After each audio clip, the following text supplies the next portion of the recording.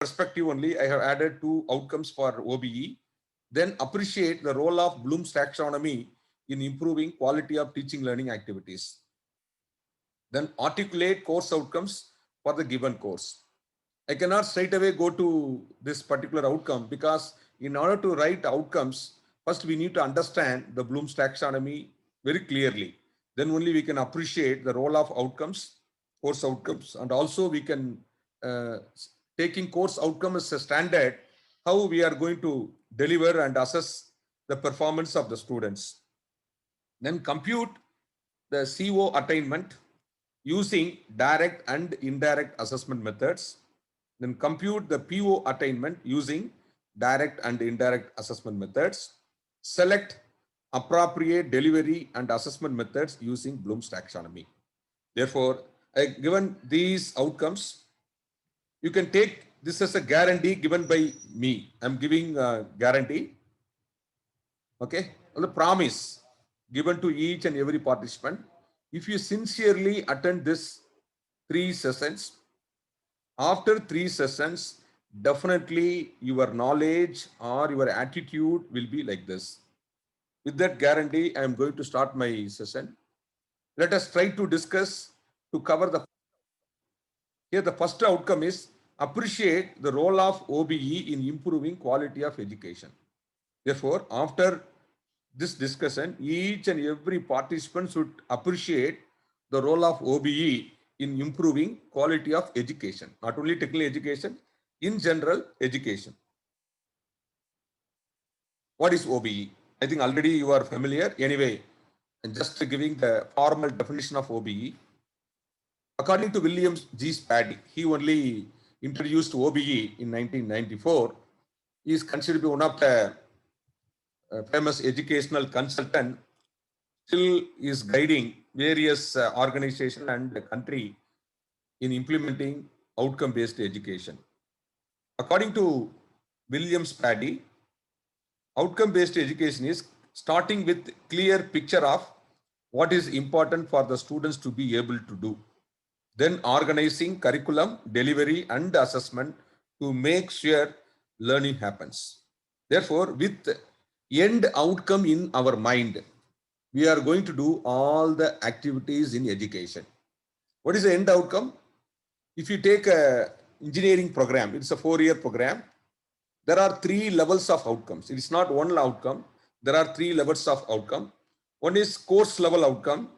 Second one is program level outcome. Third one is professional level outcome. Course means for each course, we are setting some standards in the name of course outcomes. At the end of the program, we are writing the graduate attributes or program outcomes. There is another outcomes. Then at the program professional level, after the completion of the program, the graduates are going to work in various organizations. Maybe after 3 years of their working, what kind of maybe accomplishment they have achieved. Those statements are nothing but program educational objectives or professional outcome. Therefore, we are going to write 3 outcomes for any educational program. It may be 2 years program, or it may be 4 years program, or even it may be a diploma program. We need to consider 3 levels of outcomes. That is the first statement. After that, we are going to do organizing the curriculum. We are going to design the curriculum keeping outcomes are in our mind. Then delivery. Delivery means how we are delivering the information in the classroom and in the laboratory, how co-curricular and extracurricular activities are properly organized, and assessment. Assessment means whether students are able to achieve the stated outcomes or not. Only from the assessment, we are able to confirm whether we have achieved our outcome or not. If you have achieved, then no need to worry about it. If it is not achieved, we need to identify the gap or the difference between the target and the current level of achievement. That difference will be used to change in the educational system.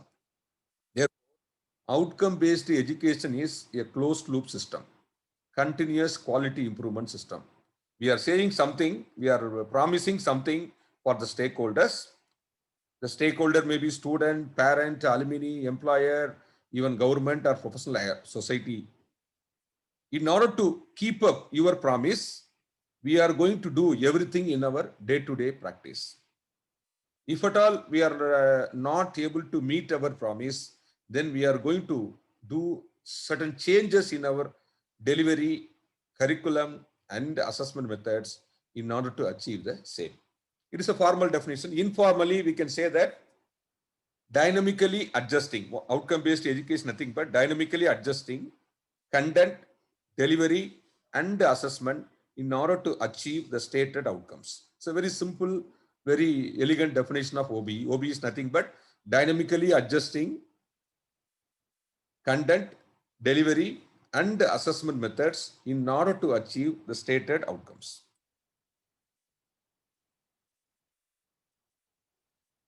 There are three important paradigms, important name we should know while following outcome-based education.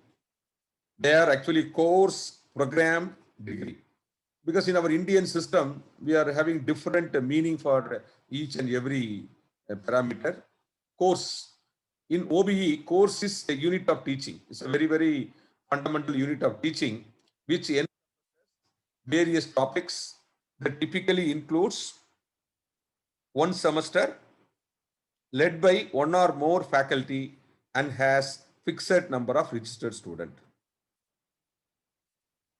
Therefore, course is nothing but a unit of teaching. Normally, we will offer number of courses in each and every semester, typically 6 theory courses, 2 or 3 practical courses. Course is nothing but collection of topics. Normally, one for each semester, we have one course duration. Then course will be delivered by one or more faculty with a fixed number of registered students. But normally we'll say subject in our maybe normal communication. But in outcome-based education, we need to use course. Then we have another name called program.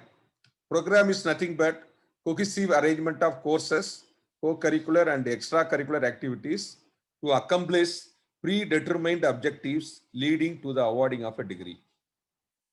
Normally, in our program, it may be any program, we'll give lot of importance to only curriculum. Curriculum means only courses. We'll not give equal importance to co-curricular and extracurricular activities. Only some motivated student will participate on his own interest. Others will not participate. Even without co-curricular extra activities, they will get their degree.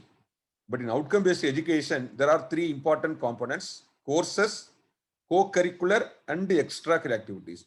All are properly designed to achieve the stated outcomes, to accomplish predetermined objectives leading to the awarding of a degree. When it comes to outcome-based education, for each program, there will be a set of outcomes that is called graduate attributes. Therefore, we need to design courses, co-curricular and extracurricular activities in order to meet the program outcomes. That is the major mandate for program. But in our normal practice, we will say branch or course like that. Even for program, we'll say course. That's not correct actually. Program means we need to say BE Computer Science Engineering program, BTech Information Technology. It's a program. ME is a program. PhD is a program. Therefore, program is a level actually. Diploma program, school program, like that we need to say. We should not say branch or course. Also, the third one, degree, academic award conferred upon a student on successful completion of program designed to achieve the defined attributes. Therefore, we need to give the degree. Degree is nothing but award conferred upon a student on successful completion of the program designed to achieve the defined attribute. Therefore, don't give degree just like that. We need to give the degree only to the students, those who have completed their program. They have achieved the program outcomes without any problem. Therefore, in outcome-based education context, we need to verify at the end of the 4 years whether each and every student has achieved the stated program outcome or not. Otherwise, we need to check our assessment methodology. Let us discuss the very simple, elegant diagram in order to understand the differences between traditional education and outcome-based education. It's a very simple diagram that illustrates traditional education. If you see that, here we have a set of inputs, set of outputs. Then there is a block. That block demonstrates the program. Here the program means 4 years of, for undergraduate program, 4 years of teaching, learning, practice. What we are doing in our regular classes, theory classes and laboratory, those things are combined, put together as a program. The inputs are financial resources, laboratory equipment, infrastructure, faculty, number of students. When it comes to outputs, number of students successfully completed the quantitative academic performance of the students, number of students completed or placed, number of students qualified in GATE examination, number of students got admission in some higher educational institution. Like that, we got so many outputs. If we have set of inputs, after 4 years of intensive teaching, learning activities, we are able to get this output. This is a traditional education. Here the inputs are only representative inputs. Similarly, outputs are representative output. We have so many outputs, but I am giving only the important inputs and outputs here. If you use the same diagram for outcome-based education, there are some modification or changes. If you see that in outcome-based education, we have inputs and we have outputs, but there are some differences. There is a strong feedback coming from output. That feedback will affect the program, not the input.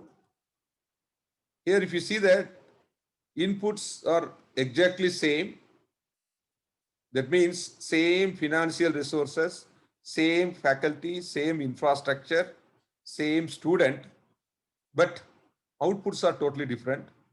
Here we have 3 levels of outcome. One is course level outcome. The second one is program level outcome. Third one is professional level outcome. Okay. The program duration is different for different programs. If you are considering master MBA program, then only 2 years duration. For undergraduate program, engineering program, it is 4 years. For bachelor degree in arts and science, it will be 3 years. Therefore, depending upon the level of the program, we are defining the graduate attributes or program outcome. This is course level outcome. This is program level outcome. It is professional outcome. Therefore, there are 3 outcomes in outcome-based education. For each and every outcome, there will be a predefined target. The target will be set before starting the program. Therefore, we need to know the target. Each and every program, the statement will be promise given to the stakeholder. The responsibility varies. For course level outcome, the course handling faculty will take the responsibility. When it comes to program outcome, the program coordinator or the head of the department, he or she should take the responsibility. Similarly, for the professional outcome also, the same program coordinator and head of the department, they should take the responsibility. Therefore, whenever you are not able to keep up your promise, then we need to do some changes. What is the change? Changing the program. The changing the program means we need to change the way in which we are delivering the content, way in which we are assessing the performance of the student, the way in which curriculum is designed. Therefore, by doing the changes in 3 aspects, changing curriculum, changing delivery, changing assessment, we are able to achieve the stated outcomes. Therefore, without much changes in the input side, same educational maybe methodology, but by using changes in the processes, we are able to achieve number of outcomes. Are you able to understand the differences between traditional and outcome-based education? Yes, sir. If you have any doubt, maybe you can use chat box. Maybe we'll discuss then and there.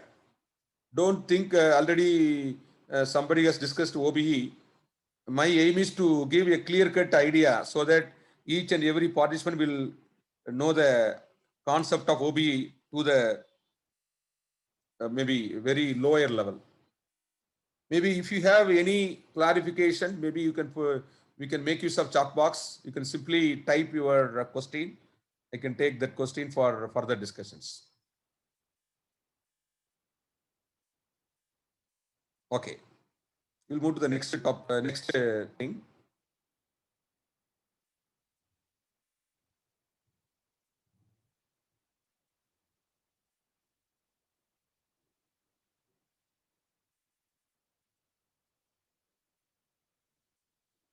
We know that there is a deadline for getting accreditation.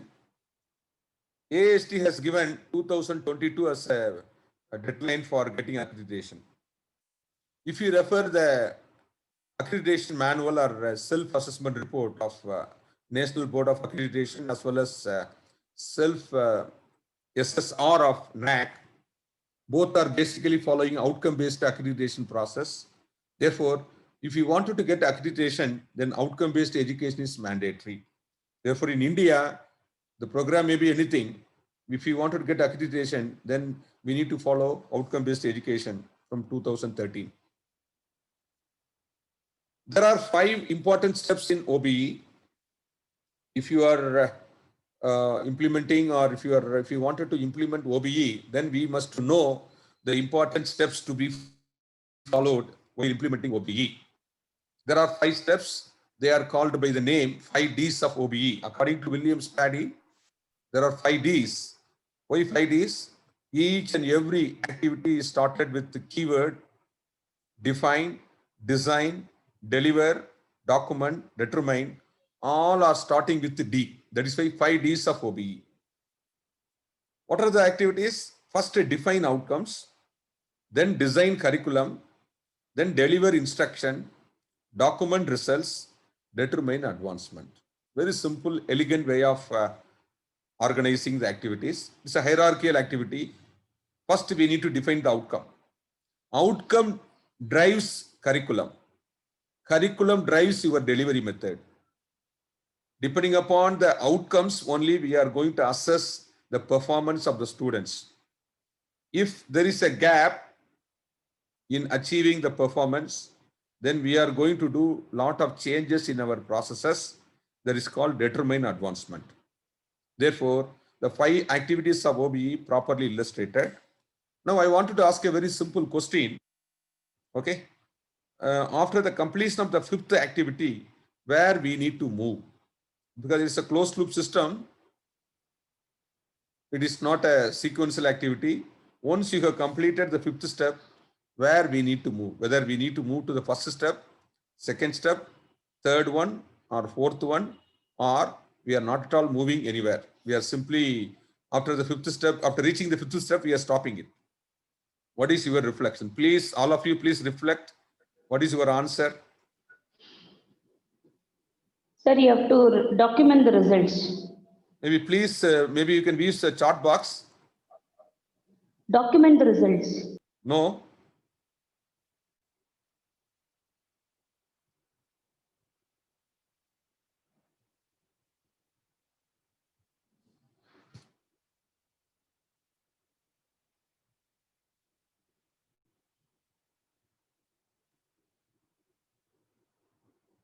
It's not one result. Maybe please think over. It's a very tricky question. Please think over for some time.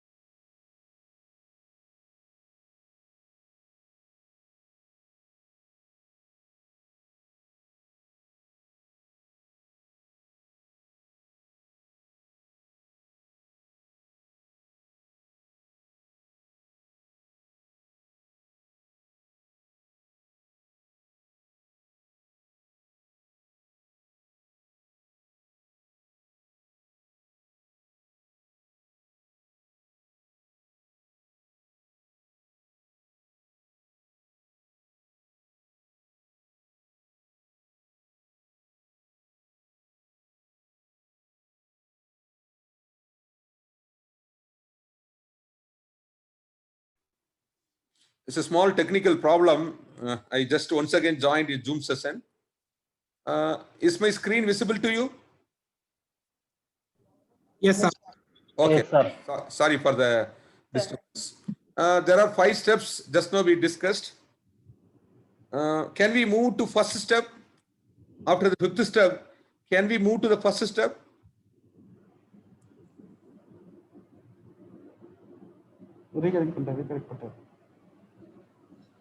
No.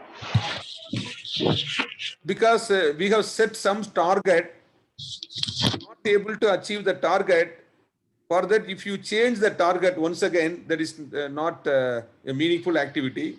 Therefore, whenever you are not achieving your outcomes, the advancement may be either in delivery of instruction in the classroom or in the assessment procedure, how we are assessing the performance, or it may be both. ഞാനുണ്ട് ഞാൻ പറഞ്ഞേക്കാം ആമാ അത്രേ ഉള്ളൂ ആമാ കൊടുക്കും നോക്കും വേണ്ട. Okay, with modified content, once again we will do the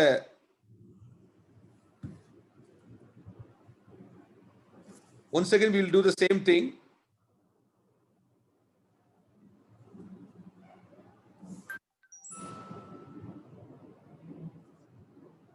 Once again, we'll do the same thing. Either we will be delivering the instruction or documenting the results. Then, even after so many changes in the curriculum, if you are not able to achieve the stated outcomes, then we will change the outcome itself. Therefore, it's a 3-level feedback system. The very local feedback is changing the delivery and assessment methods. The middle level feedback will be correcting the curriculum. The outer feedback is changing the outcomes itself. Now, I wanted to give you a very simple illustration for this particular system. Let us take air conditioning machine. We are all using air conditioners in our home and offices. Whether it is an open loop system or closed loop system.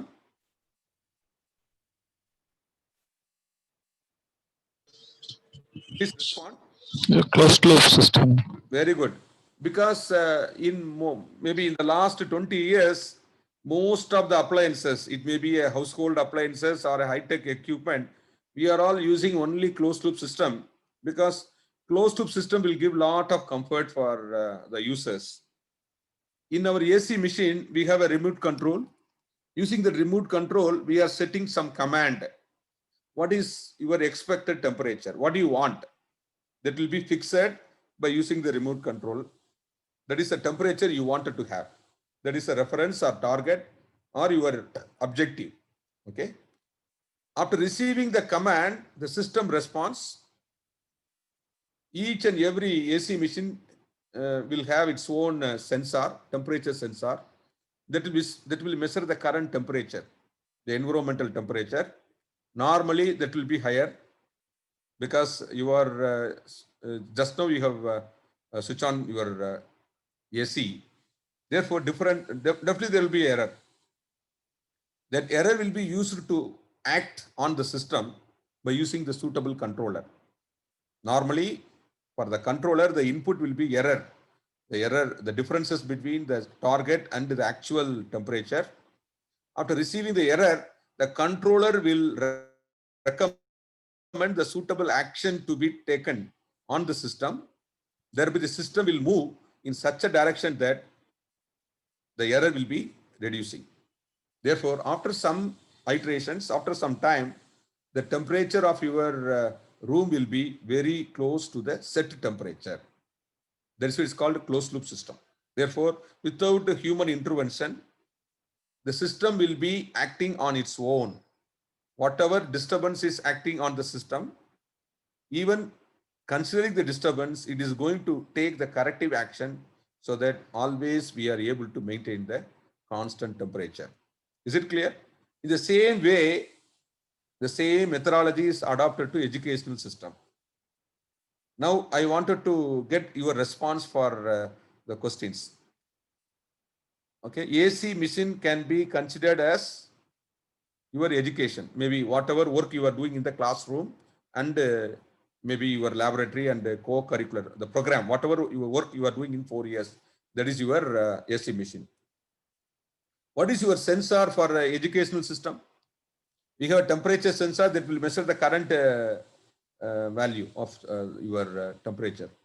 Like that, in educational system, do you have any sensor for measuring the current reality? What is your sensor? Maybe participants, you can respond. We'll make it interactive so that you can understand it very well. I don't want to read my PPT because that is not serve the purpose. We have to The practice. results, Oh, very good. The assessment methodologies, the test we are conducting, maybe seminar, whatever assessment methodologies you are doing, each one is your sensor, sensing the student performance. Therefore, here sensor is nothing but assessment methodologies. Who is controller? We are setting the temperature, reference temperature in AC machine, but here VTU, we are in writing university. not actually individual faculty is a controller because you are changing the classroom delivery and assessment. Okay. Therefore, individual level, we are making lot of changes in our day-to-day delivery and assessment. Therefore, individual faculty will act as a controller or collective faculty. Therefore, group of faculty will make a decision on how to change the delivery or how to do the curriculum and so on. When it comes to the setting the target, here we are writing COs, POs and PEOs. There is nothing but your target or references, just like setting the temperature. Therefore, we are able to get analogous quantities between a simple AC machine and educational system. Therefore, outcome-based education is very simple. Here, we need to adopt the delivery methodologies and assessment methodologies and curriculum design practices according to the outcomes.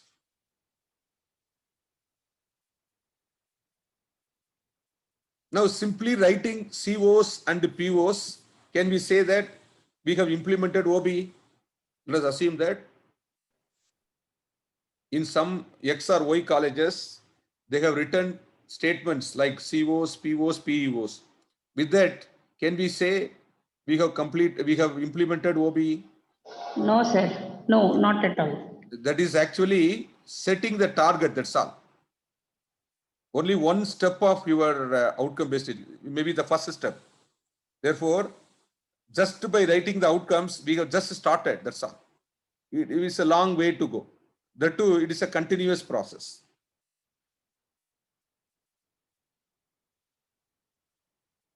Now, with that note, I wanted to go with number of parameters associated with OBE. If you take OBE, there are some key components, namely vision and mission of the institute, vision and mission of the department, program educational objectives or professional outcomes, then graduate attributes, program outcomes, course outcomes, then program specific criteria. If somebody say, I know OBE, then he should know each and every key parameter. It is not simply defining OBE. We need to know the complete parameters governing the outcome-based education. We'll discuss one by one. Not only that, we'll also discuss how these parameters are related. Let us start with vision and mission of the institute. What is the role of vision and mission in outcome-based education or in simply educational system? Whether we are going to do the activities in alignment with vision and mission of the organization or not. Whatever work you are doing, day-to-day work in your organization, whether can you find direct relation between the activities to the vision mission or not? Other, we are simply writing some statement just for the purpose of formality. What is the reality in educational system? Whether we are doing everything to achieve the vision mission of the organization, whether each and every stakeholders know the vision mission of your organization, if you take a traditional system, we cannot completely say that whatever work we are doing in our maybe classroom or in laboratory, it is very difficult to align towards vision mission of the organization. But in OBE, we can have a black and white mapping. We have a very good mapping between your activities and vision and mission of the organization. In general, vision mission is nothing but the objectives, long-term objectives, what you are going to achieve or what you are going to be after few years, maybe down the line, 5 years or 10 years. For educational institution, normally the vision is minimum 10 years. They cannot write simply so you are going to achieve next year. Therefore, at least for 10 years duration, we need to write your aspirations, what you are going to be after 10 years. Normally, the vision statement should be 1 or 2 lines, not a very lengthy paragraph. While writing vision mission statement, we need to use simple present tense. We need to use simple plain English. We should not use a very complicated sentences. We should not complicate it.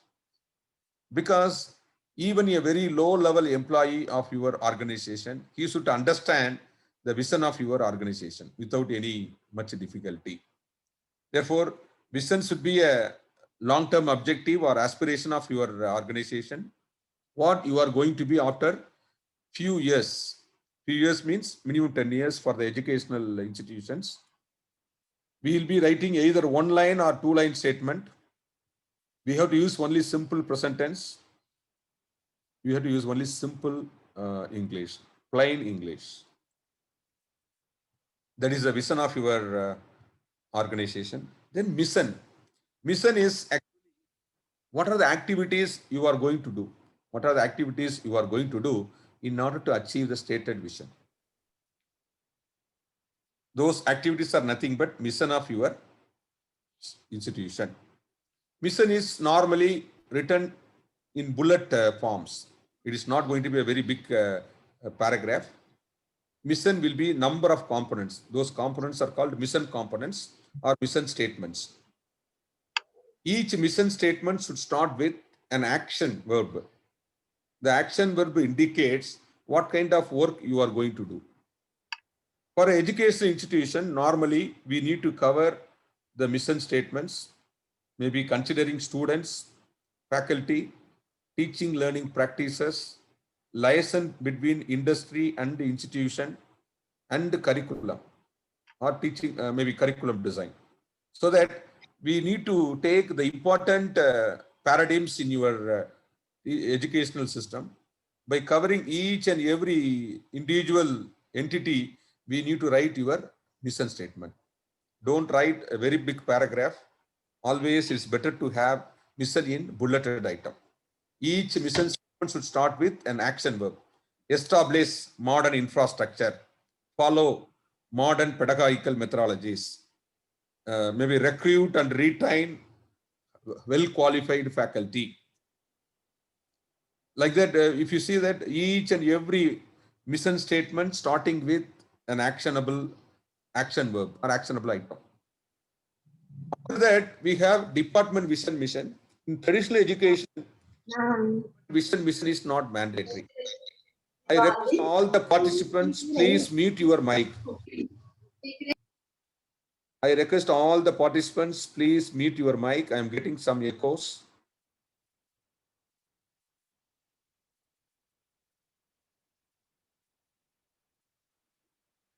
In traditional education, department vision mission is not mandatory.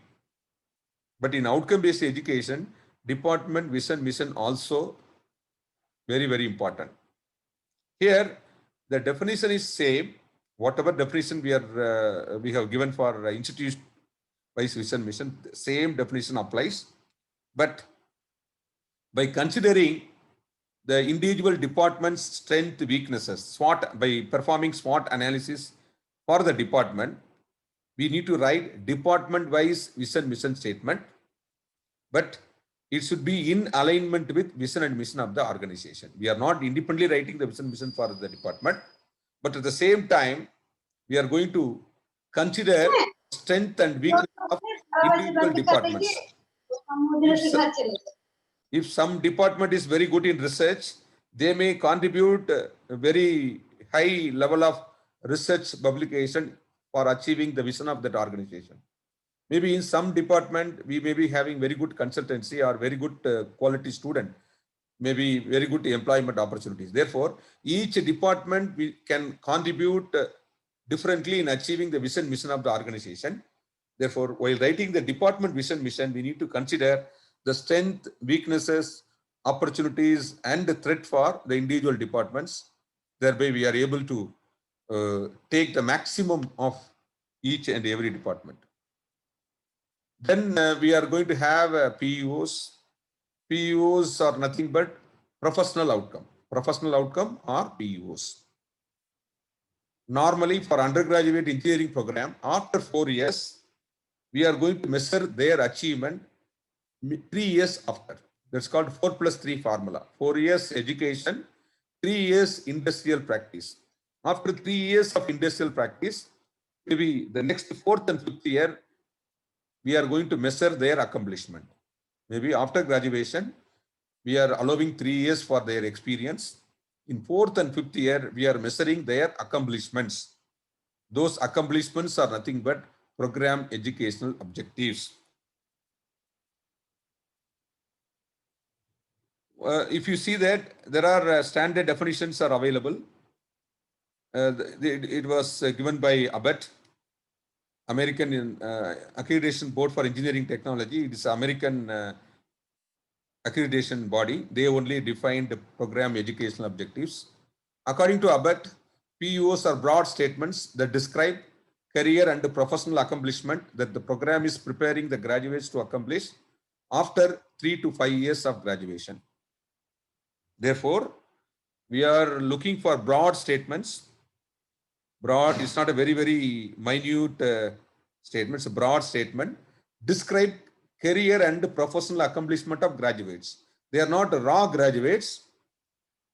The graduates, at least they should have 3 years of industrial practice within 5 years. Therefore, the bracket is 3 and 5. Normally, we'll take 4th and 5th year graduated student for measuring their professional achievements. PEOs should be measurable, appropriate, realistic, and achievable.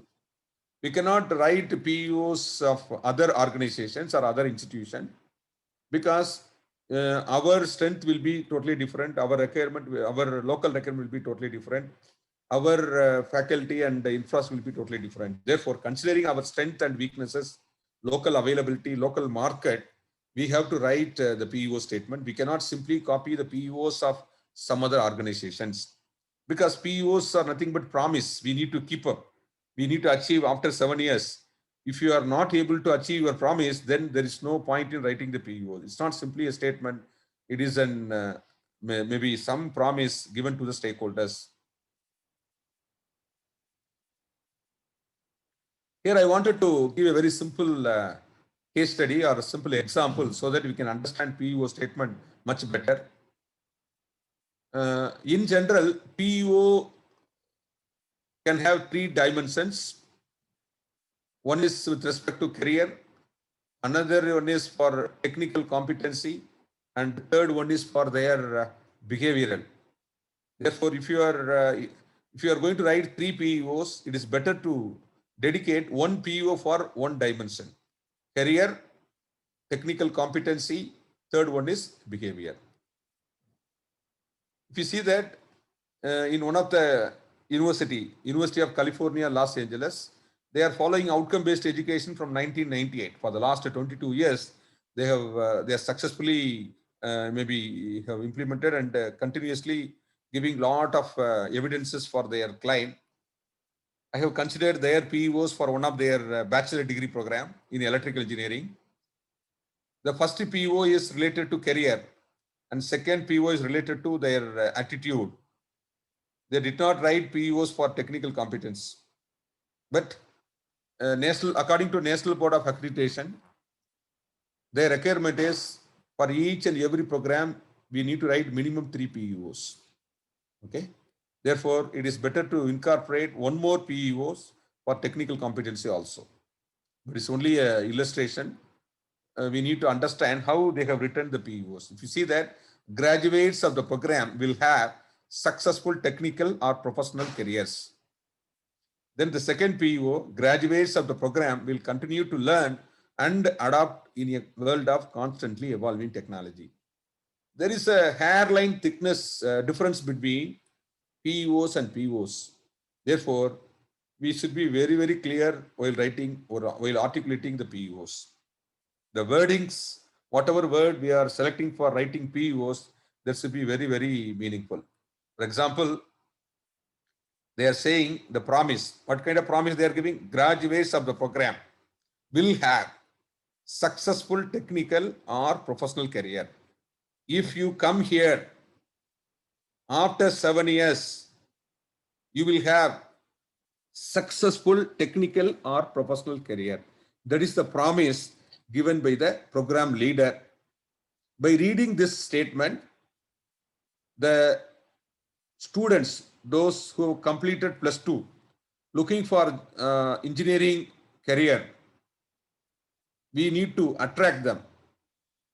They should get inspired by reading this PEO statement. Therefore, that is the purpose of PEO.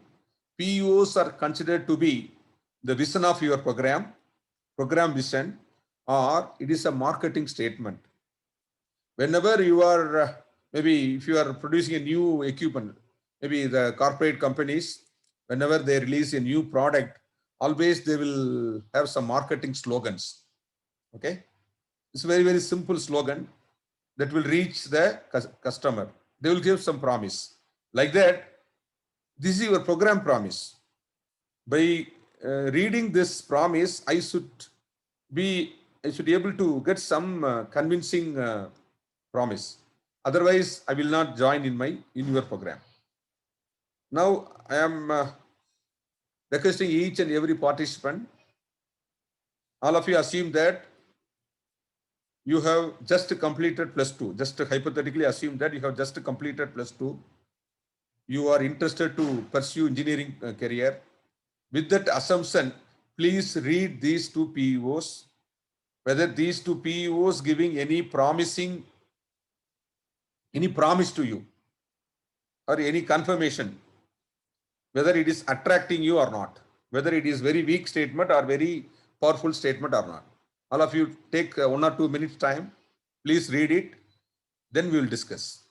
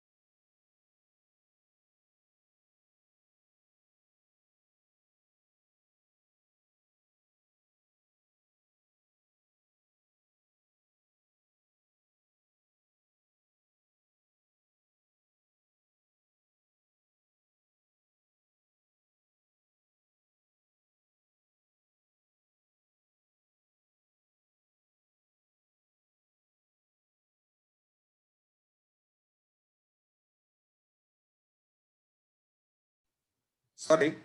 Is it audible now? Is it audible now? Yes, sir. Okay. Yes. All of you, please reply your reflection in the chat box. I am looking at the chat box now.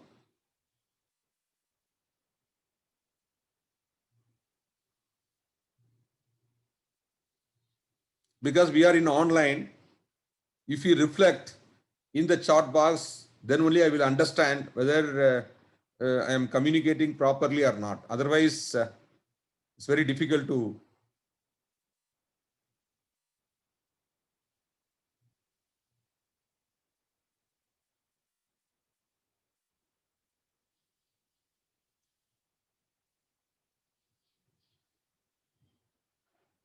Okay, the first statement is very clear. If you join in my program, let us assume that head of the department is making this promise. I am saying that graduates of this program will have successful technical or professional career. I am not saying you will get job only in, you will work only in technical area, even though you are going to study engineering program. Either you will be successful in technical or in some other professional area. I will not give promise only in technical. Okay. Can I have graduates of the program will be able to have? Can I modify like this? Can I write graduates of the program will be able to have, or can have? Instead of will have, can I write can have? Can I change it now?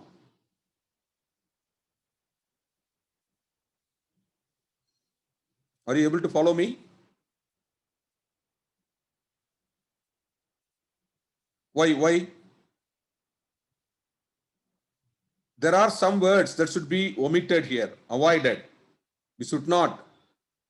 Any guess word should not be used in PEOs. Whatever word you are using, verb we are using, that should be very, very strong. Because it's a promise, there should not be any doubt. If you are giving promise or commitment, the commitment should be in concrete terms. It should not be any very, very naive or very doubtful. Therefore, will have, shall have. We cannot say can have, may. Like that, those words should be completely avoided in PEO. Then second PEO, graduates of the program will continue to learn and to adopt in a world of constantly evolving technology. The first PEO says with respect to the career, the second PEO with respect to their attitude, their behavior. If you join in my program after few years of graduation, you will not assume after a bachelor degree everything is over. Your attitude will be very positive. You will update your knowledge so that always you will be market relevant. You will adapt yourself. Therefore, we will change your attitude towards lifelong learning. You will be a very, very positive personality. That is the promise I am making it. Therefore, before joining the program, their attitude may be something different. Okay. They are saying that if you join here in 4 years time, you will change your attitude. While coming out of the program, you will be a lifelong learner. You will assume that after BE, we need to update our knowledge formally or informally so that always will be market relevant. That is the second promise. With that only, we are defining PEOs. Therefore, maybe I wanted to summarize the PEO. PEO is a marketing statement. It is considered to be vision of the program. For each program, we need to write PEOs. It is not for the department. It is for the program. One department can have 2 or 3 programs. For each program offered by the department, we need to write separate PEOs. While writing PEOs, we need to consider, we need to conduct a lot of meetings, deliberation among the stakeholders. By collecting the inputs from various stakeholders, considering your strengths and weaknesses, your organization's vision, mission, we need to write PEOs.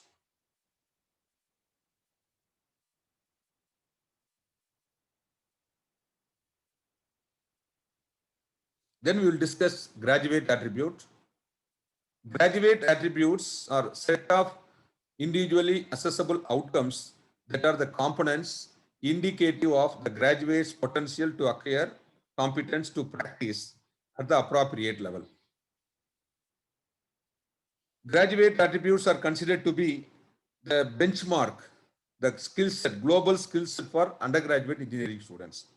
It is individual attributes of an individual to practice as an engineer. Therefore, if you wanted to practice, if somebody wants to practice as engineer, what are the skill set required? That is nothing but your graduate attribute.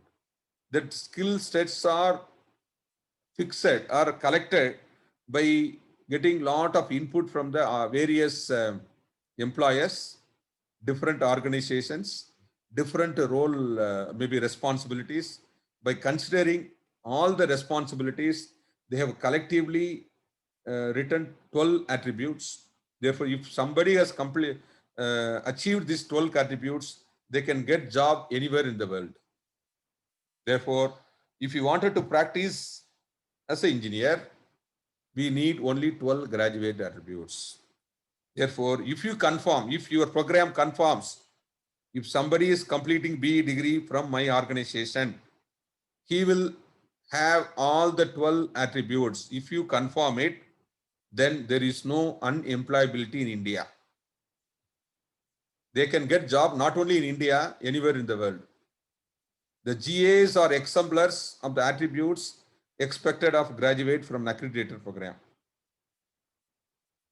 The attributes are actually defined by International Engineering Alliance, IEA. IEA is giving graduate attributes for different levels of programs, not only for undergraduate engineering program. We have undergraduate engineering program with respect to Washington Accord, then diploma program from the Sydney Accord, then for ITI program, we have Dublin Accord. But Government of India signed only for Washington Accord. That is why for only for the undergraduate program, we are following graduate attributes of IEA. There are 12 attributes. If you see that, the first one is engineering knowledge. Second one is problem analysis, design and development of solutions, investigation of complex problem, modern tool usage, engineer and society, environment and sustainability, ethics, individual teamwork, communication, lifelong learning, project management, finance. Each and every faculty, we should know the graduate attributes for their program. If you are an MBA faculty, then we need to know the graduate attributes of MBA program. Whatever program you are offering in your department, you should know it. Because maybe tomorrow we are going to discuss about program outcome attainment. Without knowing program outcome or COs, it is very, very difficult to discuss the assessment of program outcomes. Therefore, in that perspective only, I wanted to give a very brief input to the program outcomes or graduate attributes. I have given different colors for different graduate attributes. The first 5 purely technical: engineering knowledge, problem analysis, design and development of solutions, investigation of complex problem, modern tool usage. Here, if you see that each and every thing is maybe increasing in complexity. The first one is of very low level depth, but the next one and others are in high depth with respect to the technical content. If you see that engineering and society, environment, sustainability, ethics, these are very, very related to attitude or individual's behavior. Then individual teamwork, communication is a skill, lifelong learning is an attitude, project management finance is knowledge in different domain. Therefore, it's purely technical domain. This is for engineering student, it is not a pure technical domain, it's a managerial domain.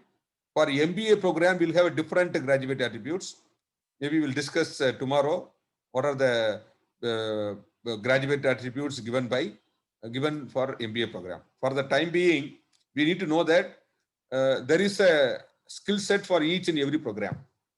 That is a standard or benchmark. Only for that benchmark, we are doing all the activities in our organization. We see that for undergraduate program, 5 is technical, the remaining 7 is non-technical or soft skill. From 2011 up to 2011, they had only 11 attributes. Only in 2012, they added one more graduate attribute for project management and finance. These 11 attributes are popularly known as A2K attributes of ABET, A2K. The 12th one is added because in the current engineering students, most of the engineering graduates are even managing the projects. Therefore, they should know how to handle the projects. What are the project management tools available? Each and every attribute is explained properly. We see that for the first program outcome or graduate attribute, the expectation is apply the knowledge of mathematics, science, engineering fundamentals, and engineering specialization to the solution of complex engineering problems. Normally for the graduate attributes, we will add a prefix. Just like the COs, we will add a prefix after the successful completion of the program. Students will be able to is a common prefix. Then we'll start apply.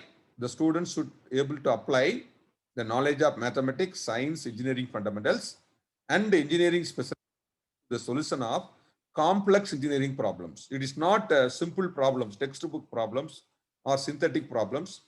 Problems faced by the industry, that is called complex engineering problems. Therefore, in most of the engineering institutions, we will discuss only textbook problems. We will not expose our students to real world problems. But according to the graduate attribute, the expectation is the students should be able to apply the concept they have studied in various courses, maybe mathematics, physics, chemistry, engineering fundamentals, engineering, all to solve complex engineering problem. Therefore, we can have the detailed description for each and every one. Maybe you can have, maybe today evening, please, all of you, please read this graduate attribute in detail, because tomorrow morning we are going to have the discussion on program outcomes. For that, it is very much essential, program outcome assessment. We see that the 6th program outcome is related to the attitude of individual, apply reasoning informed by the contextual knowledge to assess societal, health, safety, legal, and cultural issues, and the consequent responsibilities relevant to the professional engineering. If you are practicing as engineer, we should know the local norms, the local rules and regulations put forth by various organizations. We need to satisfy the whatever engineering activities or engineering work you are going to do, whether that will affect the society or not, whether that will affect the health of the individuals, safety, legal, and cultural issues. Therefore, as an engineer, not only knowing the subject matter, I should also know the local regulations. Also, I should know whenever I promote any engineering activity that will affect the community or not. Therefore, it is related to attitude. Therefore, if you read from 6 to 12, completely attitude oriented, that is also very much important. Then we have a communication. Communicate effectively on complex engineering activities with engineering community and with society at large, such as being able to comprehend and write reports and design documentation, make effective presentation, and give and receive clear instructions. It is not only communicating in English, even for engineers, drawing is one of the communication tool. For mechanical and civil engineers, for software engineers, program, algorithm, flow chart are communication tools. Therefore, please don't think it is a pure language communication. It is engineering communication. We need to know the language, but in addition to that, we need to know the engineer's language. Then we should know the program outcomes. Program outcomes are very simple actually. Program outcomes are nothing but customized graduate attributes. Graduate attributes are very generic. It can be applied to all the programs, undergraduate engineering programs. If you take undergraduate, there are a number of nomenclature. We are offering different BE programs. BE program in textile technology, design. We have computer science engineering. We have a lot of new programs, artificial intelligence, data science. Then we have a conventional electrical, mechanical. So like that, we have so many programs. For all the programs, we have only 12 graduate attributes. Same. But program outcomes are nothing but the customized graduate attributes. By taking each and every graduate attribute, by customizing that graduate attribute to your own program, we are writing program outcomes. Therefore, program outcomes are to be in align with graduate attributes of IEA. POs are to be specific, measurable, and achievable. POs transform the PEOs into specific student performance and behaviors that demonstrate student learning and skill development. Therefore, PEO, we have to achieve the PEOs after 3 years of their graduation. Therefore, the PEO statement will be achieved through PEOs only. The PEO should be properly written by considering your program strength and weaknesses. At the same time, we need to consider the graduate attributes of International Engineering Alliance or NBA.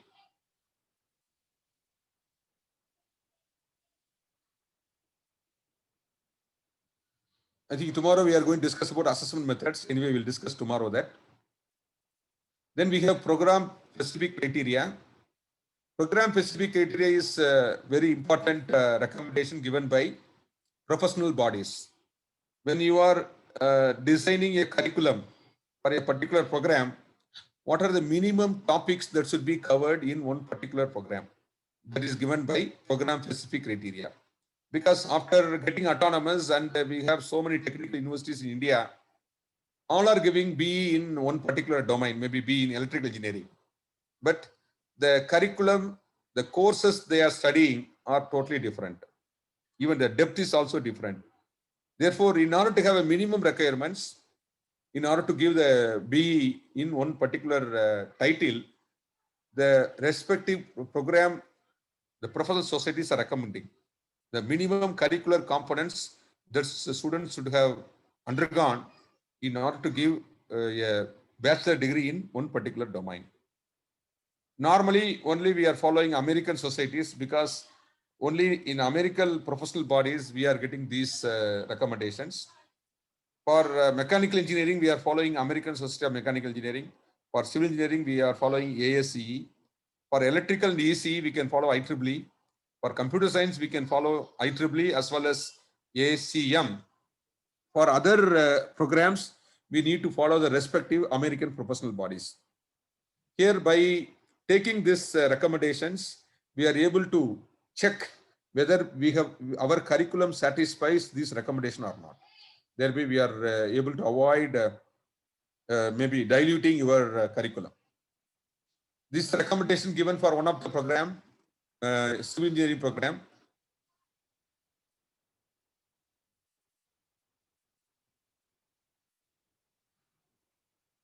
If you see that the program must prepare graduates to apply knowledge of mathematics through differential equation. That means they are giving some recommendation. Knowledge of mathematics, differential equations should be studied. For all civil engineering students, they should have studied differential equations. Then calculus-based physics. This should not be a very theoretical physics. They should solve problems using calculus. Therefore, there is another recommendation given by ASCE. Like that, chemistry, there is no recommendation. Even maybe normal chemistry is okay, no problem, only quantitative way. And at least one additional area of basic. In addition to physics, chemistry, maths, we need to cover one more basic science. It may be a social science or biology, consistent with the program educational objectives. Therefore, we need to, the student has to study one more science program, science course, then apply knowledge of 4 technical areas appropriate to civil engineering. The civil engineering program curriculum should focus 4 different domains of civil engineering. It should not focus only one domain. If you take any traditional undergraduate curriculum in civil engineering in India, they will give knowingly, unknowingly, lot of emphasis for structural engineering. It is skewed towards structural engineering. The number of subjects studied in other domains are relatively less. Maybe one, sometimes they may not be studying other domains. But in structural engineering, maybe they may be studying 3 or 4 courses. But according to the professional society, we should have four-track structure. In this undergraduate program, we are giving only basic foundation. With that basic foundation, they should take important specialization for their own interest. Therefore, we need to select at least 4 domains for civil engineering. It may be maybe irrigation engineering or water resources or hydraulics, sound planning, depending upon your resources available. In 4 tracks, we should have approximately minimum number of courses. Thereby, we are having 4 pillars, 4 verticals for your undergraduate program. If you refer ACM, they have given 6 pillars for information technology. Therefore, by taking this cue, we are able to design your curriculum by considering maybe the type of your specialization. Equal importance to important specialization for the civil engineering program. This is for electrical engineering program, recommendation given by IEEE. Next, we'll discuss about course outcomes. The course outcomes must state the major skills, knowledge, attitude, or ability that student will acquire at the end of the course. For each course, we are setting some targets. There is nothing but course outcomes. Course outcomes are nothing but expected knowledge, expected skills, expected attitude or behavioral changes after the successful completion of the course. Before and after attending the course, what is the change in the knowledge? What is the change in the skill? What is the change in their attitudes or behavior? There is nothing but course outcomes. If there is no change, then the course is not contributing anything. Therefore, if you are offering any course, there should be a change in the knowledge. There should be change in the skill. There should be attitude changes. The students should value the knowledge they have. If they are not valuing their knowledge, then there is no point in having the quantum of knowledge. Therefore, these 3 important learning domains are covered in each and every course outcome. But we are writing into very good statements. Course outcomes should be expressed in terms of measurable or observable behavior. We are going to write each and every course outcome, properly selecting the keywords recommended by Benjamin Bloom's. Course outcomes should be agreed upon by the faculty in a program and should drive the program outcomes. Therefore, by achieving the course outcome, we are in a position to achieve the program outcomes. Course outcome normally begin with action verb. Each action will give you the depth of the level we are going to cover. Anyway, after discussing the Bloom's taxonomy, you can understand it very well. Now you should understand each course outcome will have some impact in the knowledge, skill, and attitude. That is called KSA. K for knowledge, S for attitude or affective domain. Sorry, S for skill domain, A for attitude or affective domain. KSA. Now, what is the difference between COs and POs? POs also considering knowledge, skills, and attitude. KSA only. Course outcomes also KSA only. But the difference is course outcomes are at course level. Program outcomes are at the program level. Course outcomes are measured at the end of each and every course. But the program outcome will be measured only at the end of the program. For undergraduate program, after 4 years. Therefore, we are going to consider cumulative knowledge, cumulative skills, cumulative change in attitudes of the students during the completion of the program. That is called program outcomes. They are joining, they are doing 4 years of their engineering education. After 4 years, what is the change in their knowledge, change in their attitude, change in their skill? That is nothing but program outcomes. Now let us symbolically connect the different components of the outcome-based education so that we can understand holistically how each and every components are connected together. If you see that the mission of the institution, mission of the department, that is actually the top one. followed by program educational objectives, then program outcomes. Program outcomes we are not writing independently. Program outcomes are written by using the program educational objectives and graduate attributes. After program outcomes, then program outcomes are converted to number of COs. Normally, for a typical program, engineering program, we have 60 plus courses. Normally, we will write 6 course outcome for each course. Then for one particular program, undergraduate 4 years program, we'll be having 300 plus course outcomes. Therefore, the 12 program outcomes will be converted to hundreds of course outcomes. Course outcomes are considered to be basic building block of outcome-based education. Just like a brick for a building, for outcome-based education, course outcomes are going to be a basic building block. Therefore, while designing outcome-based education, we are going to start with vision, mission of the institution, vision, mission of the department, PEOs, program outcomes, then course outcomes. While measuring the performance of the designed outcome-based education, we'll use the bottom up. First, we are going to measure the course outcomes are achieved or not. Then using that knowledge, we are going to measure whether the program outcomes are achieved or not. Then program educational objectives.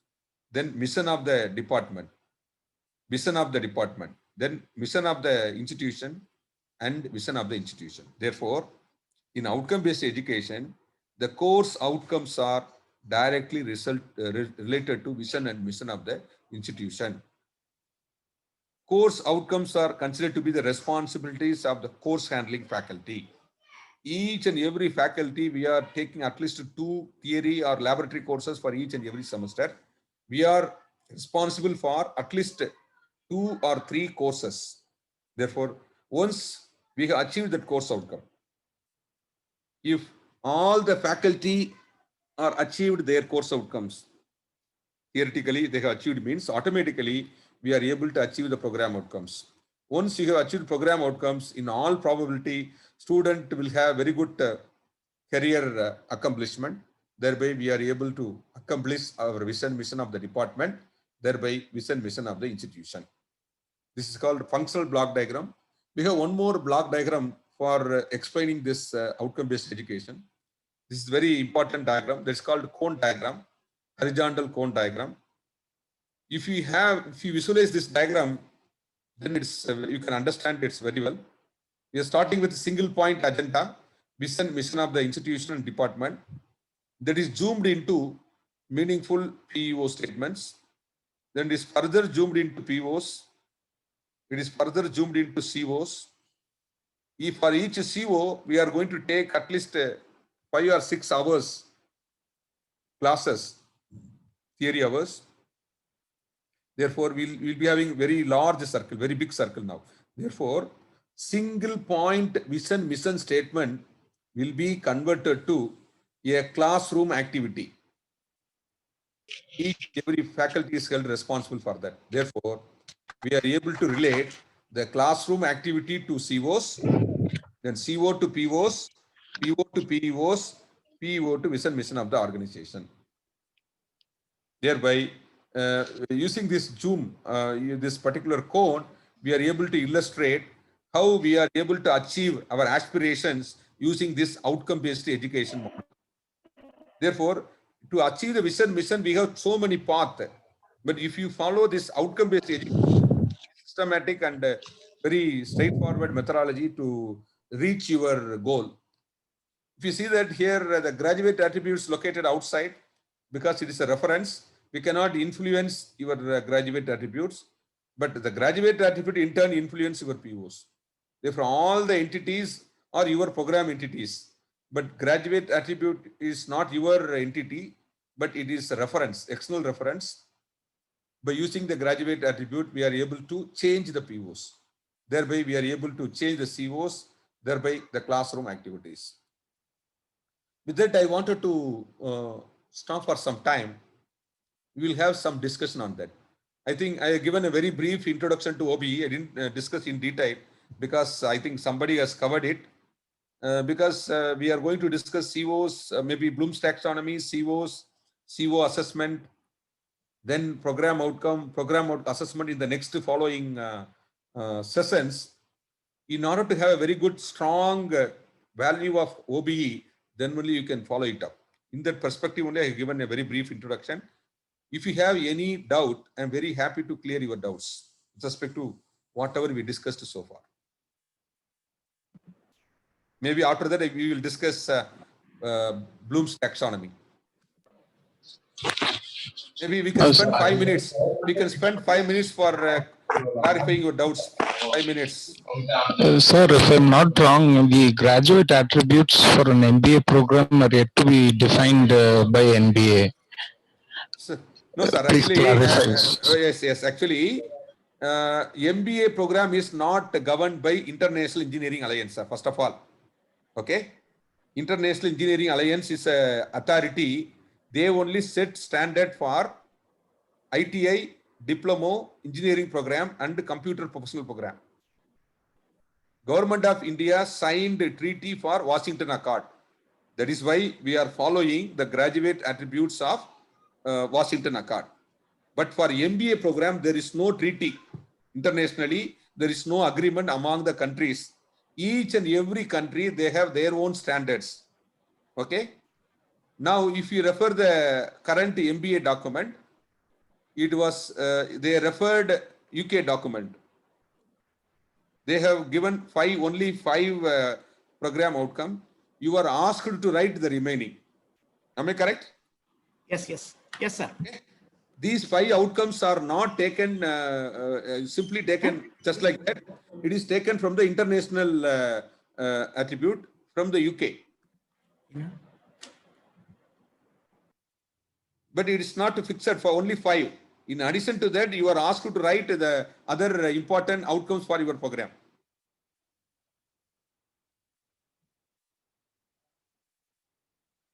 I said the 12 program is only for undergraduate engineering. Even master degree in engineering, they have 11. For ME program in engineering, they have only 11. Bhaskar sir, I have a clarification. Yes. I wanted to take a clarification from your side. Yes. In NBA, it is prescribed only 5 program outcomes. Yes. Program. 5 In addition is to that, yes, sir. Only 5 programs are prescribed for MBA program. So these are prescribed by whom, sir? If I may know. NBA, sir. NBA, National Board of Accreditation. NBA. National Board of Accreditation. In Do addition, they already have it defined for MBA? MBA. Yes. They defined. Yes, sir. For India, they defined 5, but you are asked to write 3 more to the maximum, sir. 3 more. Yes.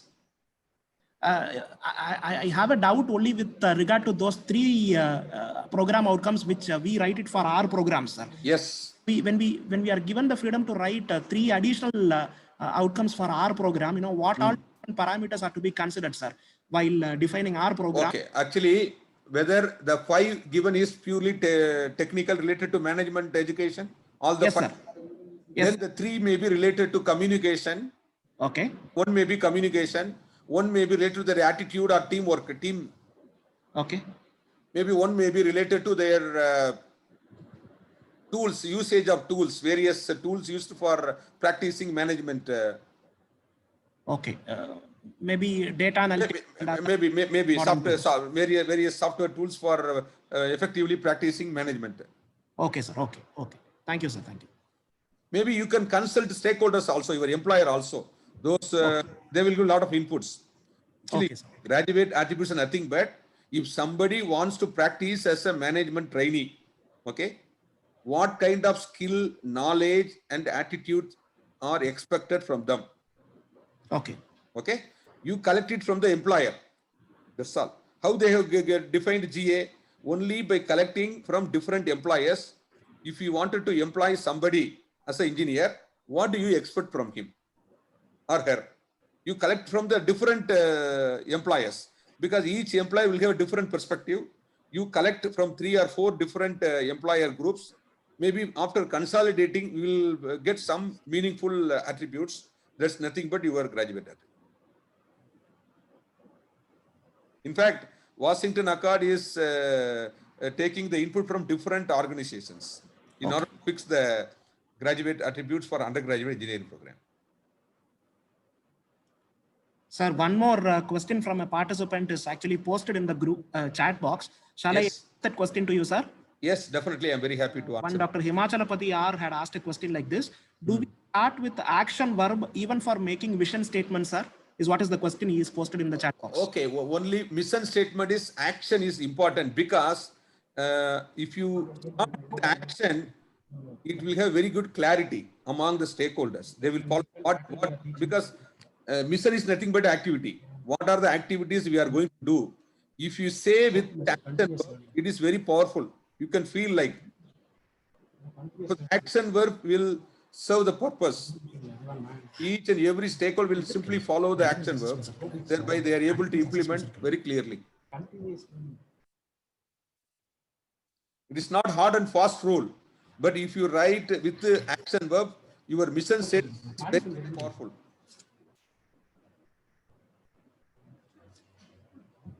Any other query?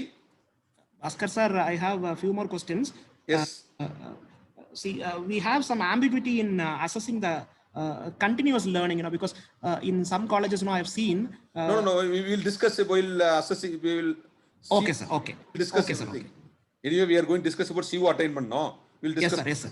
So that point in time, we will discuss that. Okay. Sir, one more question. Can CO be different from semester to semester depending on faculty, sir? CO, No. a particular Once course, one syllabus is ready for one course, Okay, sir. we should have same COs. COs should not change. Until we change the syllabus, we are not supposed to change the course outcomes. Yes. Course outcomes are standards. Only delivery method can change for different faculty. They can follow the different delivery methods. Okay, sir. Okay. Thank you, sir. Thank you. Any other?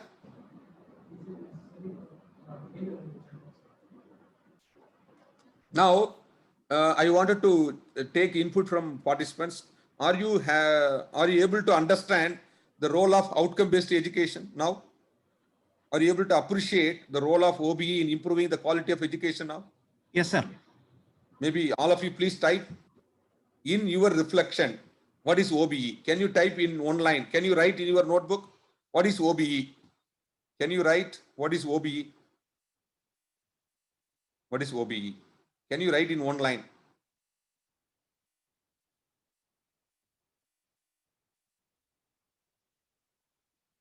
Please write for your reference only.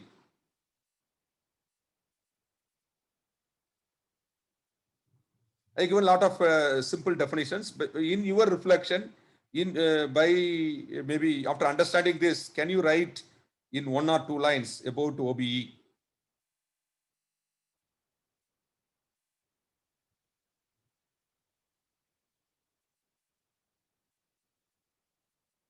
First, OBE is a closed loop system.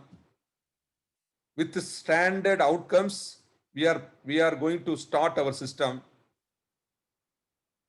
Your assessment tools, your test, seminar, all are going to be your sensor for measuring the student performances. There is going to be compared with your targets. The differences are going to change your system. The way in which you are delivering the lecture in the classroom, way in which you are delivering the laboratory sessions, way in which you are organizing the co-curricular, extracurricular activities, all is going to change so that we are able to achieve the outcomes. Therefore, same faculty, same student, but by changing these processes, the day-to-day work, we are able to achieve the outcomes. Now, I wanted to clarify the differences between output and outcome, because we need to understand this. The traditional system is called input-output based education. The traditional system is called input-output based education. Already we discussed a number of inputs for any educational system. Inputs are faculty, infrastructure, maybe your money, then your students. These are some of the inputs. Output means their academic performance, number of students successfully completed, maybe gate qualified, successfully admitted to various higher learning institutions and so on. All are quantified. But when it comes to outcomes, all are qualitative terms. Outcome statements are qualitative terms, but that is measurable in terms of COs, POs, PEOs. I wanted to say one output statement. Maybe a mathematics professor, he has conducted the test recently. After valuing the answer script, he is making one comment. The class average is 86%. Okay, he is making the comment. The class average is 86%. Whether it's output statement or outcome statement.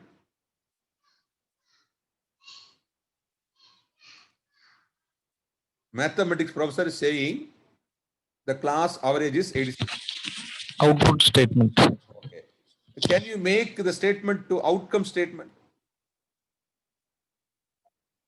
Because it is not giving clear-cut idea about how much clarity they have in solving the problems. Okay, he may say that out of 60 students, 40 students are able to solve the problem without making any mistake. Because even though their average mark is very high, they may be getting step marks. They may not be getting full mark. Even very small mistake is a mistake. If out of 60 students, only 40 students are able to solve the problem without making a mistake. What about this statement? Whether it's output statement or outcome statement? Now I wanted to give one more example. Let us assume that I have produced 14 research scholars. Otherwise, 14 research scholars completed PhD under my supervision. Whether it is output statement or outcome statement. Output statement. Now, how will you write outcome statement? If I say that 14 scholars completed, each and every scholar now supervising their own scholars, My name is Dr. they are able to submit, they are able to articulate, are able to write a technical report or technical papers for various highly cited journals. They are able to prepare maybe project proposals for various funding organizations. They are able to publish research articles. Like that, they are saying, I'm saying some statements. This is not quantified statement, all are quality statement. These statements are outcome statements. Therefore, from the output statement, we could not be able to maybe clearly look into the quality of teaching learning. But if you make the outcome statement, we are able to clearly say that whether what is the actual number of students able to really understood the problem or not. Is it clear? Now, in your notebook, all of you please write one output statement. Then you convert that output statement to outcome statement. It is must. Because in order to follow outcome-based education, we need to get the differences between input, output, and outcome. It's very, very important. I will give you 1 minute or maybe 2 minutes time. Write one output statement related to your own maybe teaching and learning activities. You write one outcome statement. I will give you one more example. Maybe the government has announced that we have constructed 5 bridges, okay, for the benefit of society. We have constructed 5 bridges. Whether it's output statement or outcome statement.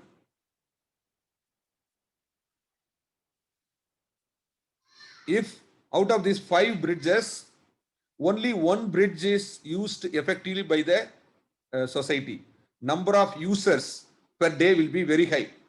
All other 4 bridges, nobody was using it.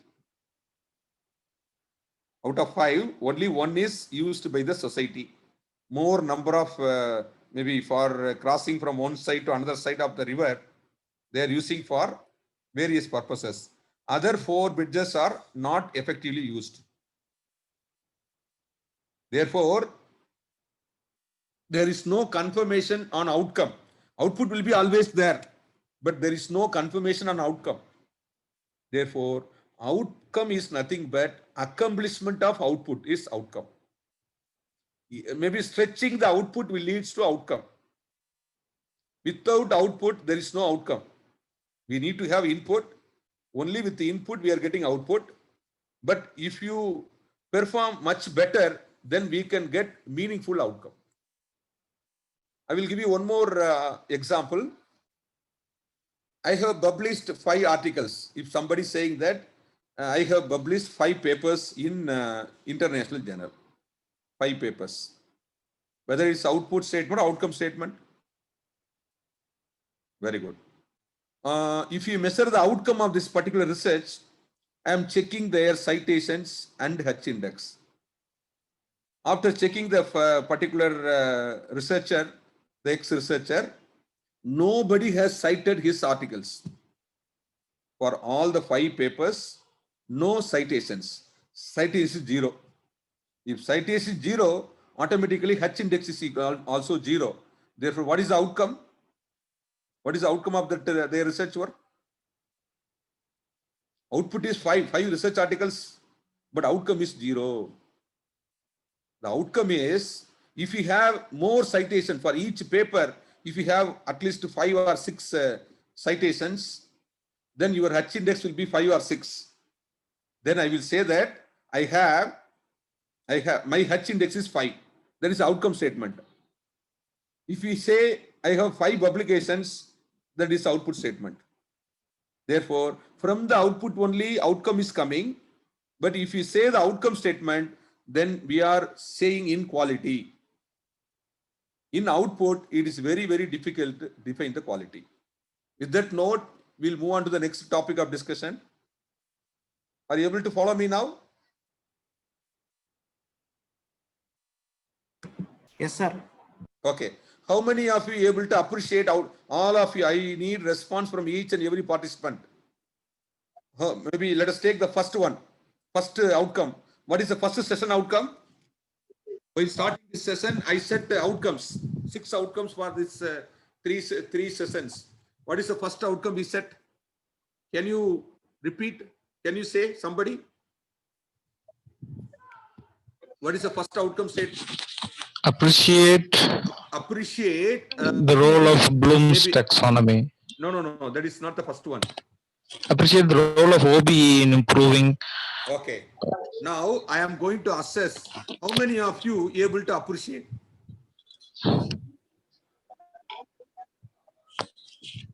If you are able to understand, the role of OBE in improving the quality of education.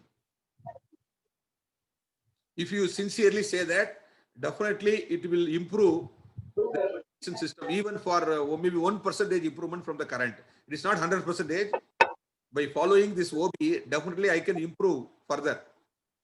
If you are feel like that.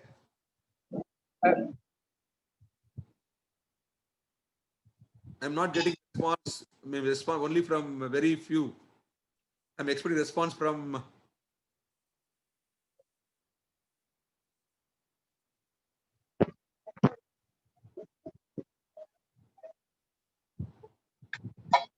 Okay, we'll go to the second outcome. Explain. The second outcome is explain the key parameters of OBE. What are the key parameters we discussed? What are the key parameters discussed in OBE? What are the key parameters of OBE? Sir, CO, PO, GA, mission, PO. Maybe you can start from the start. Maybe it's the first one, sir. It's better to have a hierarchical. Okay. Sorry. Vision, mission. Mission of the institution. Mission of the institution. Then mission of the department. Then POs. PO, GA, PO, PO. Very good, sir. Very good. Are you able to understand the relation between these parameters? Yes, sir. Are you able to connect classroom activities to vision and mission of the institution? Can you connect?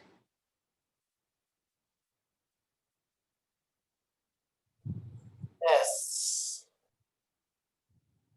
How the classroom activity? Yes, sir. Yes. I think there is a diagram available in the screen. You can see that screen.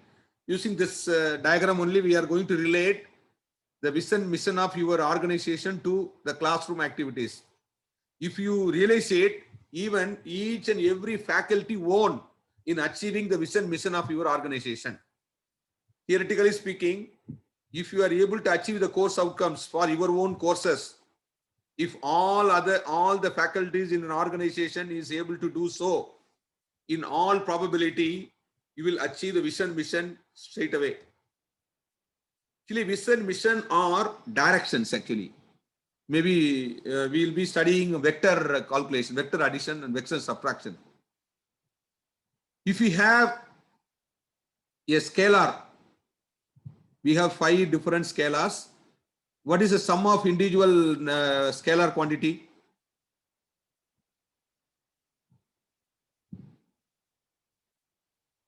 If you sum the individual thing, that will not change. But if you sum the vector quantities, what will happen? Can we say the sum of individual will be equal to overall?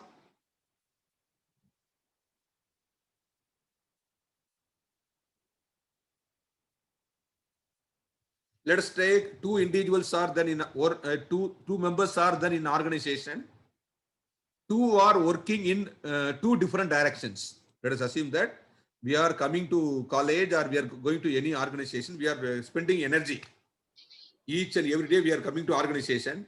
We are not in idle. We are delivering. Therefore, we are spending our energy.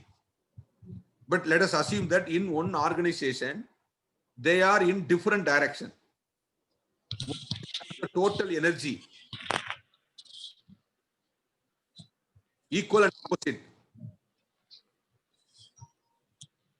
Let us consider 2 vectors. The length is same, energy is same, but in the same different direction, opposite direction. What will happen? The total energy will be 0. Individually, we are spending energy, but cumulative energy will be 0. Therefore, by knowing the organization, we are able to focus all the individuals towards certain area, towards certain direction. Thereby, we are able to get overall accumulation of energy towards one focused area. That is nothing but your vision and mission of your organization. Therefore, vision, mission should be known to each and every individual. It is not written for keeping in the wall or pasting in some notice board or maybe keeping in some files. Each and every member should know the vision, mission, because they are going to play a very crucial role in achieving the vision, mission. If the individual faculty members, students and others, if they are not able to know vision, mission, definitely you cannot achieve the vision, mission, because the faculty members are going to be the change agent in a technical any institution. Without faculty member, we cannot achieve the vision and mission of the organization. Therefore, outcome-based education will play a crucial role in achieving the vision, mission of any organization. Thereby, we are able to achieve your goal. I wanted to stop now. I will move on to the next, maybe next PPT now. Please wait for 1 minute. I wanted to share one more screen now.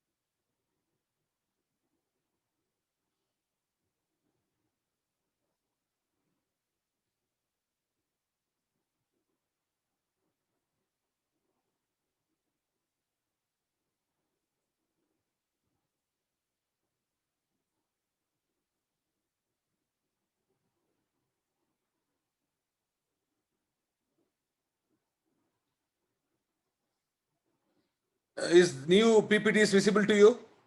Is it visible? Yes, visible. Yes, sir. Yes, visible, sir. Okay, okay. Now I am going to discuss the third important outcome for our sessions. Now I am going to give a very brief introduction to Bloom's taxonomy. because the time is 1 o'clock. We'll spend 15 minutes now. Then we'll go for the lunch break. After that, we will discuss the very detailed description on Bloom's taxonomy. I was told that I think yesterday also some expert discussed about Bloom's taxonomy. I am going to give a very brief introduction to maybe Bloom's, maybe for some time. Here we are going to discuss 3 domains of learning. It is not one domain. Popularly, we will discuss only one domain, that is called knowledge domain, but I am going to give complete coverage of all the domains. One is called knowledge domain taxonomy, skill domain taxonomy, and affective domain taxonomy. First of all, why we need to know the taxonomy? If you are not knowing the taxonomy, if you are not using the taxonomy in education, what will happen? Okay, what is the role for Bloom's taxonomy in our teaching learning? I am expecting your reply, sir. If somebody is not knowing or not using Bloom's taxonomy, what will happen? Whether Bloom's taxonomy is essential. If you are not using taxonomy, what will happen? What is the reflection? What is your answer for this?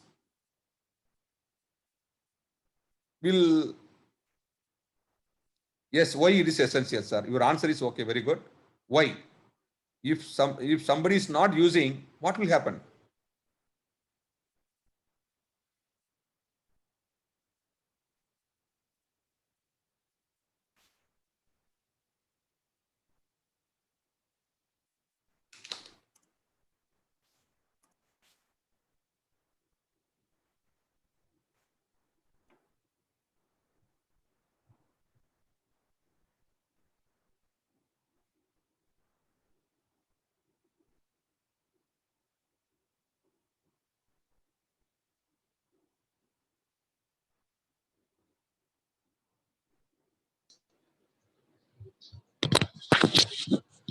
Very good. I'm getting different reflection from different participants.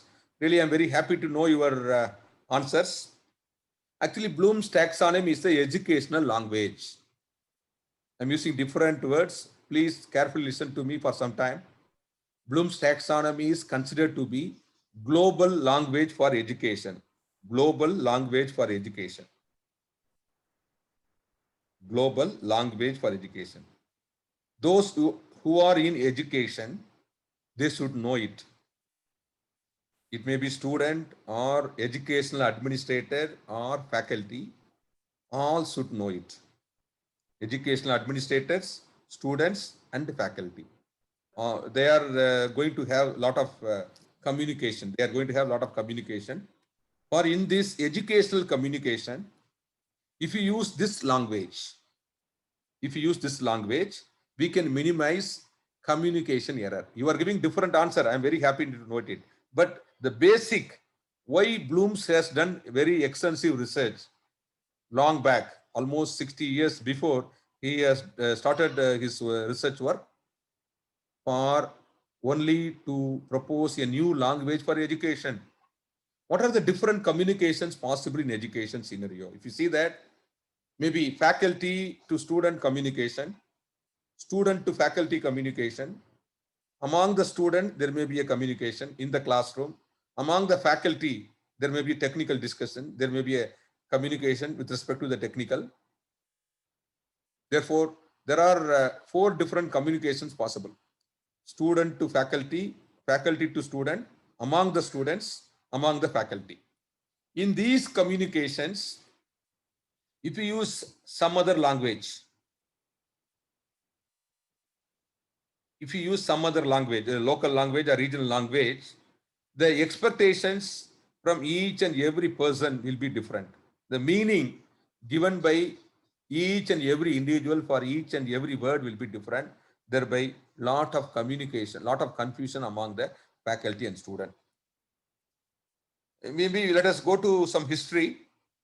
Benjamin Bloom's, he is actually considered to be father of education. Father of education, not only for engineering education, for the entire education, he is considered to be fatherly figure. He has completed his bachelor degree, master degree, and PhD in education He has completed PhD in 1942 in University of Chicago. He was joined as a assistant examiner in 1942, the so-called deputy controller. In our Indian, maybe in India, we are saying controller of examination, COE, but they are saying university examiner. He has joined as a assistant university examiner in one of the large University of Chicago. He worked for 6 years from 1940 to 1948. During his working, he has observed certain problems encountered in the educational system.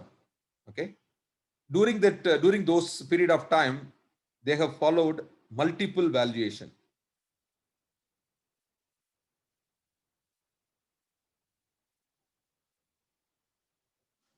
Multiple valuation they have employed. Multiplication means each and every answer script will be corrected by not one person, 3 persons will be corrected. Then they are taking average of all the 3 for each and every answer script. His thought process was, why single answer script was corrected by 3 experts? Why they are giving different mark for the same answer script? If they are experts in the same domain, why the differences are coming? How to reduce the difference? Why don't you follow the single valuation? Then one more thought, for the same question, why different students are writing different answer? Because during those period of time, the student purely depends on the faculty lecture, because they are having limited resources, limited textbook and so on.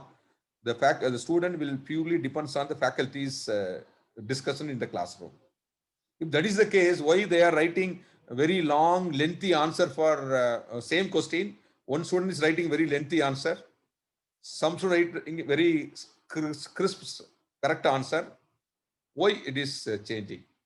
What could be your answer, sir? Why it is happening? One answer script, 3 persons evaluating, giving different marks. Same question, different students are writing different answer. Even for defining something, some students are writing very big, maybe lengthy answer. Why it is happening?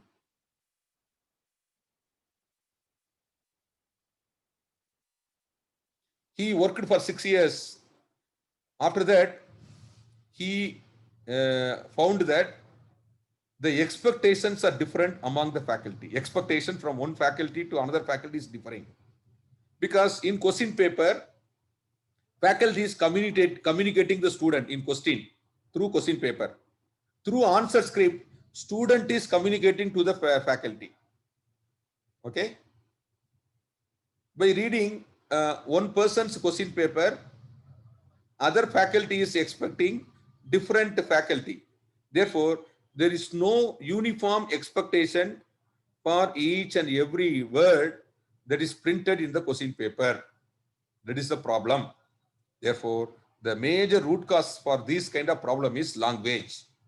Therefore, if you propose a new educational language, we can avoid all these problems.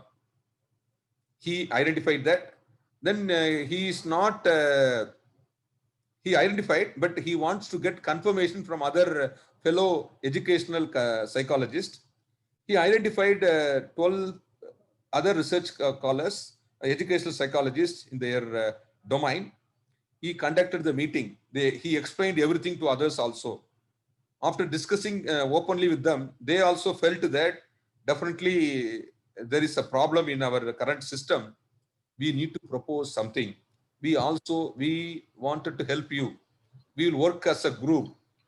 Like that only they started in 1940. They spent almost 8 years from 1948 to 1956.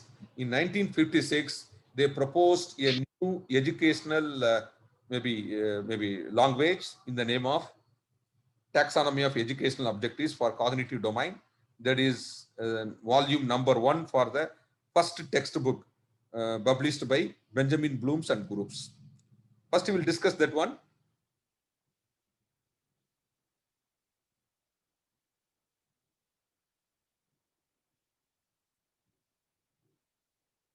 Sir, I am reading your, actually school level, all the faculty, they are studying B.Ed, Bachelor of Education, Bachelor of Education, they are studying Bloom's taxonomy. But the problem is, I am not answerable for all these questions. It is depends on the individual, how we are implementing it. In B.Ed program, it is compulsory. Each and every, maybe the faculty, they know what is Bloom's taxonomy. But whether really they have understood the root of this Bloom's taxonomy, whether with the true spirit they have implemented it in the reality, that is a very big question. Maybe we'll discuss one by one.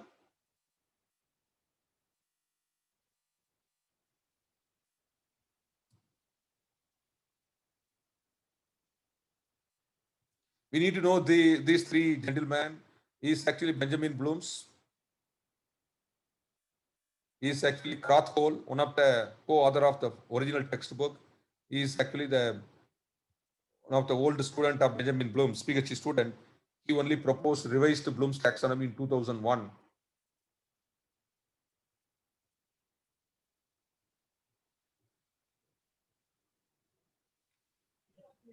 It's a global language for education. We are going to discuss 3 domains of educational activities. One is called knowledge, cognitive domain. The knowledge domain is related to change in our knowledge, maybe incremental change, knowledge, comprehension, critical thinking. That is one domain. In other words, according to the Benjamin Bloom's, each and every individual, whatever work we are doing, whatever activity we are doing, our learning is in 3 domains. Whether our knowledge is getting improved, or our skill is getting improved, or there may be a change in our value or attitude. The second domain of learning is psychomotor domain. Psychomotor domain is nothing but how we are doing some maybe movement, psychomotor activities, maybe manipulating our psychomotor tools with brain command. By receiving command from the brain, if you are able to do some useful physical movement, that is called psychomotor activities, maybe cycling, driving, running, swimming, soldering, maybe making some carpentry work, welding, drawing, communication. These are some of the psychomotor activities. Then another domain, it is called affective domain, values and attitudes. How we are reacting to the people, reacting to the value or knowledge. How we are prioritizing our activities. How we are attaching the value for one individual, not attaching value for other individuals. Therefore, somebody is having B degree, but he may not be working, may not be valuing that B degree. Somebody may be very good expert, but he may not be knowing the value of that knowledge. Therefore, we need to know all these 3 domains in order to measure the learning in cognitive domain, psychomotor domain, and affective domain. With that, I wanted to stop my presentation. We'll start exactly at 2:15. We'll start from the Bloom's taxonomy. We'll discuss in detail. Thank you, sir. I think we'll be lunch now. Yes, sir. Thank you, sir, for the enlightening session on the 5 Ds of OBE and the reference to an air conditioner and how the closed loop system works. Thanks for such a wonderful session, sir. Participants, join us for the afternoon session with sir on Bloom's taxonomy by sharp 2:30. Thank you all once again. 2:30 or 2:15, sir? Sir, 2:15, sir, 2:15. Okay. 2:15.